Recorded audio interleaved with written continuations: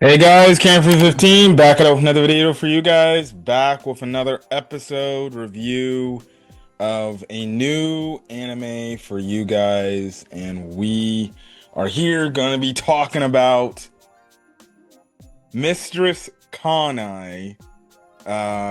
Is devilishly easy. I cannot believe that I got myself into the show, but this show is absolutely hilarious, right? So the premise of this show is about a demon girl named Kanan. And we find out that she basically goes to the human world because she wants to eat some human souls. Okay. And she ends up coming across this guy named Youji. And essentially Youji in a way does some innuendos with her, but it ends up becoming a hilarious episode where they're already dating by the end of this episode, and it's just this whole type of thing of like Kanan trying to eat his soul, but she's slowly but surely getting flustered around this guy.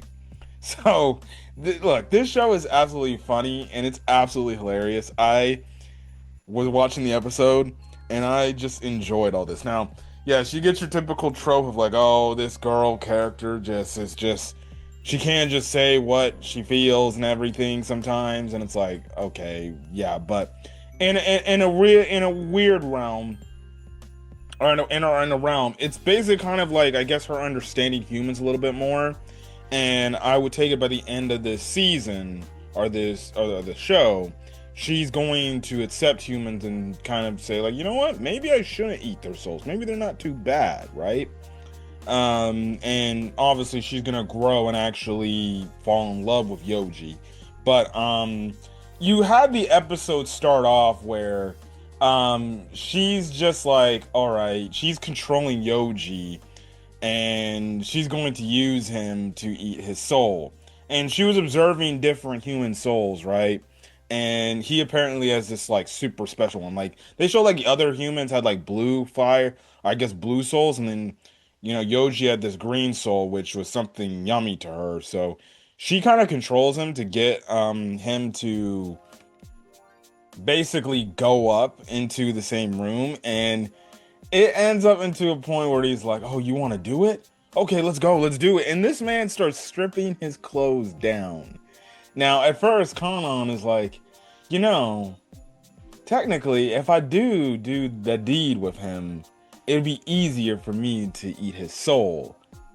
And I'm just like, there's no shot this girl's gonna like start, effing with this guy, and they're just gonna do the deed, and she's just gonna get him in the act, right? And then that's when she realized, she's like, oh shit, I'm a fucking virgin. I'm like, oh my goodness, what the hell is this girl getting herself into? Now, we do kind of get a flashback moment before she ended up going to the human world where she talks to her dad. We don't see what her dad looks like, but I guess her dad is just gluttony. Oh, also, I forgot to mention, she's kind of like, her whole thing is gluttony, right? Which funny enough, it's like, oh, ReZero, the Archbishop of Gluttony, right? And things like that. And that's kind of the whole thing there. So she's a gluttony eats souls. So I wonder if she has the same type of ability like the Archbishop, where it's like, oh, if you eat this person's soul or something like that, they forget everything about them. But more than likely, it probably is the whole thing, oh, they'll die. Now, her father is basically like, well, maybe you should eat with somebody. That actually would make you feel better and actually would make you feel more comfortable, which is kind of like obviously a tease and what we see at the end of the episode when she's eating the croquette bun, the croquette bun with Yoji. But regardless, you get this funny back and forth banter between her and Yoji about what to do and what not to do, and it ends up with the fact of essentially them or Yoji basically, you know what? How about this? If you don't want to do all this and stuff like that, and everything, because she makes mentions like, no, I don't want to do the deed. Like, aren't you supposed to like be in complete love before you do that stuff? And he's like, Yeah, you know what? You're right. You actually are supposed to do that, right? So then he's like, you know what? How about this? If the, you let's try pretending, let's try being girlfriend and boy or boyfriend and girlfriend and see how that works out and everything. And she's like, oh, okay, I guess I can do that. Yeah, sure, sure. Yeah, yeah. Let's do that, right? So then essentially, you have it where Yoji talks to his friend who's a girl, and she's like, "Hey, you want to go do this thing, after school?" And he's like, "No, I can't. I gotta go attend to my girlfriend." And the girl's just like, "Oh, yeah, it's all right. It's cool. Yeah, I understand. You gotta go attend to your girlfriend and do all your things with her." Wait, what? You got a girlfriend? Um, and it's absolutely hilarious. Now he doesn't tell and reveal who his girlfriend is, so there's that. Also, too, it's absolutely funny, right? So Kanan's design, his regular school design is she looks like a regular girl, right? The only thing is you can actually see her devil ears. That has not been asked by anybody that she has pointy ears, right? But when she came and tried to eat dude's soul, her freaking pigtails go from like regular pigtails to like actual freaking horns, and her freaking tail grows out. Absolutely hilarious, right? Absolutely hilarious, right? So essentially, because of this, he actually goes back to her, and because she's just like again plotting and scheming. She's like, "Oh, it's good. Maybe I can do this and everything," right? Because he comes back because his friend base is like, "Wait, shouldn't you be calling her by her first name?" And he's like, "Oh yeah, you're right. I have to do that, right?" Which is absolutely hilarious that he out of the blue he's like, "Oh shit, I actually got to start calling her by her first name, right?" So he calls her by her first. So he comes up, right, scares the shit out of her. She's like, "What the fuck are you doing?" And he's like, "You know what? Now we're dating. We gotta call each other by our first names. I can't keep calling you, Kanan senpai, and you can't keep calling me, by my last name, right?" She's like, "Okay, yeah, you know what? That actually does make sense, okay?" So this chick right here, right? She's like, "Oh, it's easy to say this dude's first name." And she starts to fucking struggle. And she starts to stutter. She's like, yo, yo, yo, yo, and I'm just like, "Oh shit." She's like, "Why can't I say it? Why do I have this weird feeling inside me? Why is it so hard to say this? His first name." So she's getting all flustered.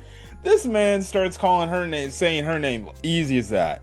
And she starts to get even more flustered to the point like this man is like whispering in her ear, "Kanan." And she's like, "Yo, right, you need to stop this shit." Oh my goodness. I was cracking up. So then you get another funny part of the episode, right? So they're leaving school together, right? And the thing is, since they're a couple, he's like, "You know what? Maybe we should hold hands so you don't get lost." And she's like, "Oh, okay." And then she's like, "Wait a minute. What if I get holding hands? What if I get pregnant?" So you get that typical funny trope line where you see in some animes where some people think, "Oh, if I hold hands, I'm gonna get pregnant with this guy." Absolutely hilarious content. Absolutely hilarious content. But it basically ends off with them eating a croquette bun because he foreshadowed wanting to go to the park, and she has his delusions like this. All this dude wants to do is just basically, you know, F her, you know, and just have sex with her essentially, right? And like he brings up like all these different things, like and like she's like, "You want to do it in the public? What type of pervert are you?" She keeps thinking about, but in reality, when they go to the park, this is what he really meant. He wanted to do as a couple, and that's eat these croquette buns. And she tries to put some sauce on. He's like, "No, no, try it just plain. You're actually gonna like it. It's really good." And she actually does eat it, and she actually does really like it. And you get this nice moment between the two, and she actually, and it's kind of, she remembers what her father says about, eating with somebody is actually quite nice and actually comforting. And she starts to understand this, and that's kind of where the episode ends.